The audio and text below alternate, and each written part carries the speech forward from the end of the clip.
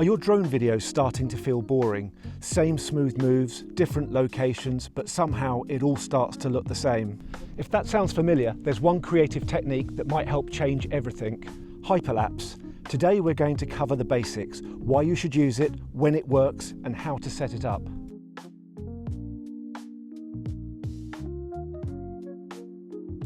Today we've come to the Y Downs, an area of outstanding natural beauty, to see if we can't figure this out. Hyperlapses allow us to be able to view the world in a way that we wouldn't ordinarily be able to do by speeding up time, which means that your location and conditions are everything. I came up here this morning with the intention of showing you what it's like to film on a flat, grey morning, but actually nature decided it was going to do something else and it started to break up. We've still got flat grey cloud on the horizon, but actually we've got some detail and interest in the foreground. So I think that whilst I'm going to get a video this morning, it's going to look very different to the one I created at this very location using exactly the same settings last night.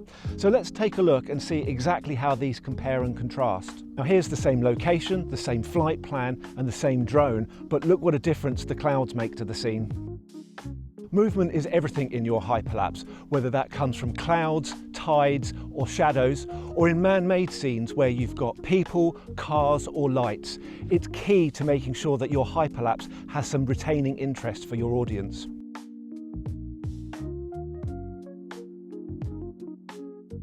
And that's why waiting for the right conditions will make all the difference to the hyperlapse you're looking to create.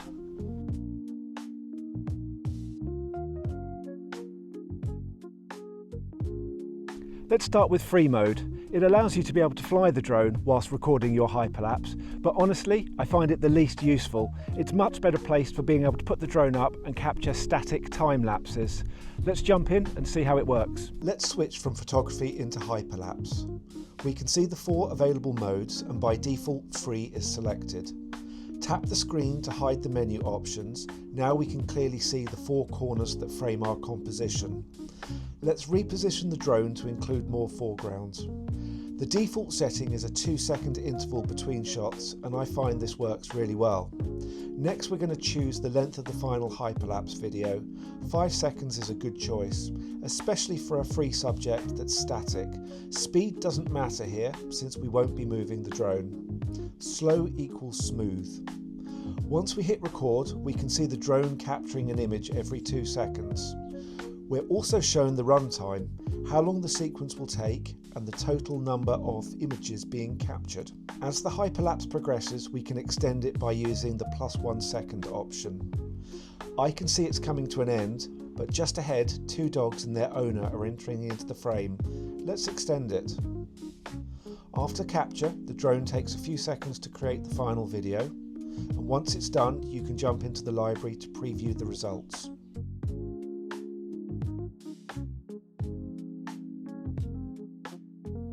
So I've come down to one of my favourite locations, which is Fairfield Church, to show you circle mode. This is far more interesting and engaging. What it's going to allow us to do is to be able to select the church, to be able to then lock onto it and to circle it at a speed that we choose whilst creating our hyperlapse. Let's dive straight into this one. A solitary subject like this church paired with dramatic clouds is the perfect use case for circle mode. We select hyperlapse and then choose circle. First we draw a box around the church to set our subject. The menu changes slightly and I'll give it a 10-second hyperlapse. Next we need to decide the rotation. Clockwise is left and counterclockwise is right. When we're this close, I prefer the slowest speed for the smoothest results, but it's worth experimenting to see what works for you. This initial movement might matter because obviously it means the hyperlapse isn't going to begin until it's rotated around the subject. There's a good breeze right now and a larger drone definitely helps with stability, but even if the footage looks shaky, running it through a stabiliser in post often makes it usable.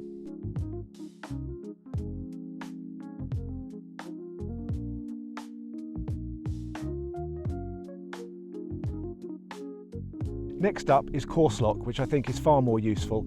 It allows us to be able to point the drone and fly it in one direction, whilst having the camera pointing in a different direction. I'm going to show you how this works right now.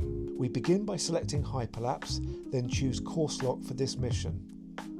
First, let's fix our overexposed sky. I'll drop the exposure by 0.7 of a stop. Perfect, no blown out highlights. For full control, capture individual RAW files. You can process these later using apps like LR Timelapse for professional grade results. Next, we set the flight direction by locking it in with the padlock icon. Now, I want the camera to capture those cloud formations on the right instead of flying directly towards them. I'll angle the drone slightly to create a more parallax movement. I'm happy with the default settings here. Choosing the right ones will become easier with experience. Always consider duration and distance. Will the drone fly beyond local rules or legal limits? As we approach the 5-second mark, I decide to extend the hyperlapse to 10 seconds. We're well within the legal range and there's plenty of battery left.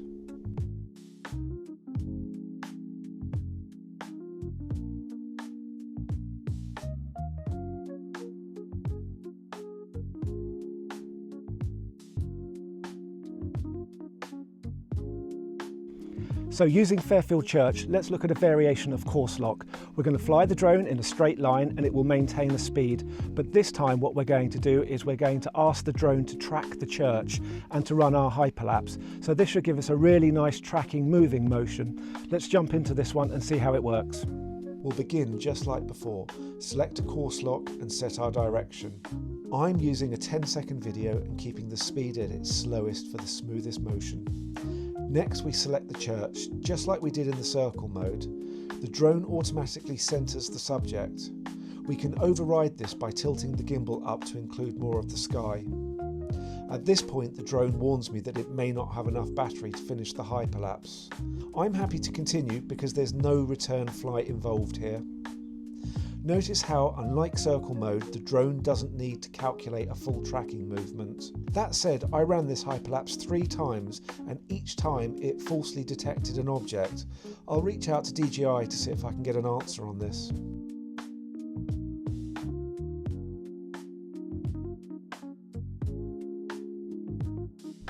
Finally, we've got Waypoints, which I think is probably the most powerful of all of the tools. It's going to allow us to be able to set a start point and an end point and add multiple points in between if we wish. It will create a smooth flight path and record our hyperlapse as it goes. Let's jump in and take a look. Let's create a simple 2-point mission. This isn't the same as course lock though. Here we're going to define a fixed start and end point, including altitude changes. I want to create a rising reveal of the downs. We select waypoints and we're presented with story blocks. Each one of these represents a waypoint. Let's set the start point by tapping the plus icon. Now I'll fly to the finish point and add a second waypoint. Next we're going to configure the hyperlapse and I'm setting this to run for 15 seconds. Notice there's no speed option. That's because the drone calculates speed automatically based on the distance between waypoints and your chosen duration. This takes experience. If the distance is too long and the video too short, the results will be choppy and unusable. Once we hit record, the drone will return to the start point and begin the mission. While this runs, let's briefly discuss ND filters. I think they're great when you want to add motion blur of cars or people, but for landscapes I find them unnecessary. Dragging the shutter can sometimes introduce unwanted artifacting or problems that may affect your ability to have usable footage. Experiment with what works for you. If you're just starting out, I recommend leaving them off.